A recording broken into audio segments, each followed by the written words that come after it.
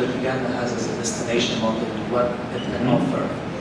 But when you look into, the best way to look into is numbers, and this numbers, yes, as throughout a lot of numbers, which basically the starting point of policy and planning.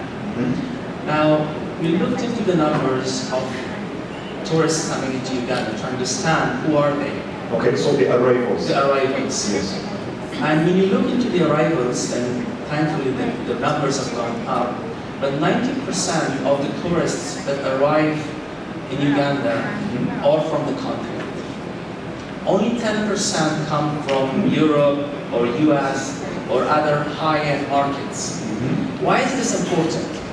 Because one of the key objectives of the government of Uganda is to ensure that tourists stay longer and spend more. Exactly. Because that expenditure has multiplier effect on the economy.